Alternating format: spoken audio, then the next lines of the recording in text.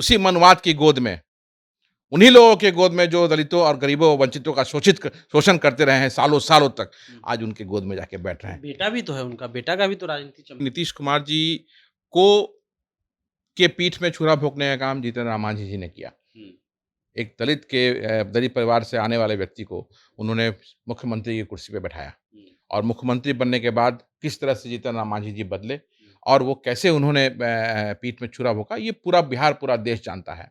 Vote के ठेकेदार बन करके ये अपनी सत्ता लेकर के हुँ, दिल्ली, पटना और जहाँ-कहाँ मंत्री पद लेकर के मज़े लेते हैं। इनका यही काम है। हुँ, आज तक बता दीजिए कि क्या दलितों के प्रति इनका त्याग रहा? क्या किया इन्होंने? हुँ। काम कुछ नहीं, लेकिन बातें और भाषण बड़ी-बड़ी इनकी होती। 2019 का चुनाव जब लड़ा था उन्होंने, तो 0.19% उनको वोट आया था लोकसभा के चुनाव में, 0 पर क्लीन बोल्ड।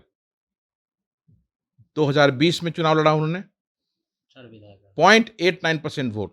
तो जनाधार कहाँ है?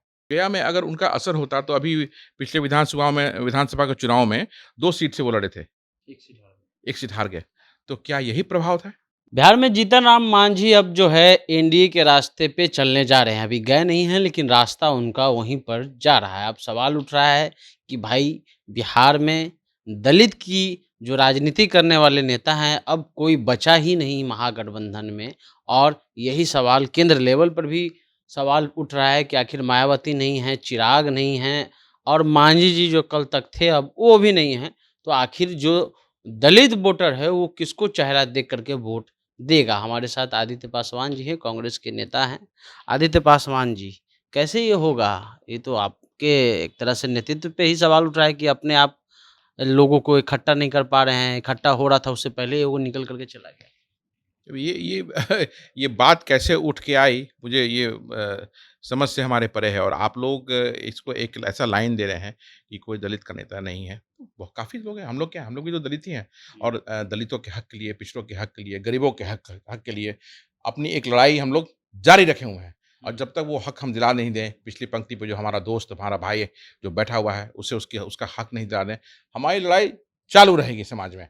और ये जो आपने जिन लोगों का भी नाम लिया, ये कोई वोट के ठेकेदार तो नहीं ना है जो ये बने रहते हैं।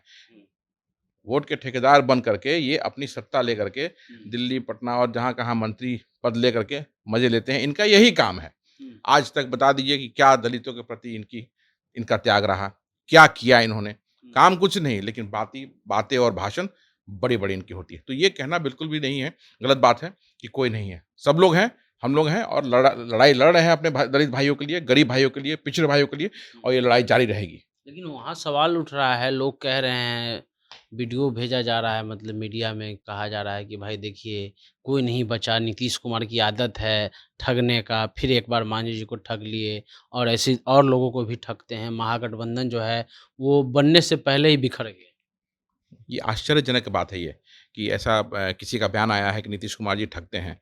तो पहला तो ये है कि नीतीश कुमार जी को के पीठ में छुरा भोंकने का काम जीतन राम मांझी जी ने किया। हुँ, एक दलित परिवार से आने वाले व्यक्ति को उन्होंने मुख्यमंत्री की कुर्सी पे बैठाया हुँ, और मुख्यमंत्री बनने के बाद किस तरह से जीतन राम मांझी जी बदले हुँ, और वो कैसे उन्होंने पीठ में छुरा भोंका, ये पूरा बिहार, पूरा देश जानता है। हुँ, उसके बाद भी उसके बाद भी जब वो महागठबंधन में आना चाहते थे, तो सम्मान मिला उनको। वयोवृद्ध हैं, वो देखते हुए उन्हें सम्मान दिया गया। उनके बेटे को मंत्री बनाया गया, लेकिन उस सम्मान का भी उन्होंने कदर नहीं किया और आज वो चले गए भाजपा में। तो आप बताओ कि यहाँ नीतीश कुमार जी की गलती है या जीतन राम मांझी जी की गलती है? जो ये बयान इस तरह का दे रहा है, हुँ। उसको 10 बार सोचना चाहिए ये बयान देने से पहले कि वो क्या बोल रहा है। बिना तथ्य का बात बोलने का कोई अर्थ नहीं है, कोई मतलब नहीं है। और मांझी जी का तो जब हुआ उसमें देखा हम लोगों ने 2019 का चुनाव लड़ा था उन्होंने, तो 0.19% उनको वोट आया था लोकसभा के चुनाव में, 0 पर क्लीन बोल्ड। 2020 में चुनाव लड़ा उन्होंने, 4 विधायक हैं। 0.89% वोट। तो जनाधार कहाँ है? जनाधार होगा तब तो, हुँ, बातें बड़ी-बड़ी करके और अभी भारतीय जनता पार्टी में चले गए हैं। भारतीय जनता पार्टी को लग रहा है कि मांझी जी के आने से पूरे दलितों का वोट मिल जाएगा, तो ये भारतीय जनता पार्टी के लोग मुगालते में हैं। लेकिन बीजेपी के एक नेता ने याद कीजिए कहा था कि मांझी जी का जीभ काट लेंगे। आज उन्हीं के साथ फिर से जाना होगा। अब तो ये मांझी जी को सोचना है ना कि जब ये भारतीय जनता पार्टी के एक नेता ने कहा था कि मैं उनका जीभ काट लूँगा। और आज 5 लाख का इनाम। हाँ, और आज उसी मनवाद की गोद में, उन्हीं लोगों के गोद में जो दलितों और गरीबों और वंचितों का शोषण करते रहे हैं सालों-सालों तक, हुँ। आज उनके गोद में जाके बैठ रहे हैं। बेटा भी तो है उनका, बेटा का भी तो राजनीति चमकाना मजबूरी है उनकी। तो उनकी मजबूरी क्या है? उनका तो आदत ही ना है, 5 सीट माँग रहे थे। अब उस 5 सीट में बेटा को लड़ाना है, हुँ, दामाद को लड़ाना है, समधी को लड़ाना है, समझेनी को खुद भी। समधिनी को भी लड़ाना है, खुद लड़ना है। तो दलितों की पार्टी में दलित कहाँ है भाई? हुँ, कितना बेवकूफ़ बनाओगे आप लोगों को? तो अब जन परिवार है ना, दलित नहीं है तो हाँ, परिवार वही है। तो है। ये जितने भी ये समाज, ये दलितों के जो वोट के ठेकेदार लोग हैं और भी जितने लोग हैं, सब तो अपने परिवार के इर्द-गिर्द ही हैं। मुझे बताएँ ये लोग, या आप बताइए मुझे कि इनमें से किस परिवार ने एक किसी भी दलित व्यक्ति को आगे बढ़ाया? सबने या तो अपराधियों को आगे बढ़ाया या फिर अपने परिवार को।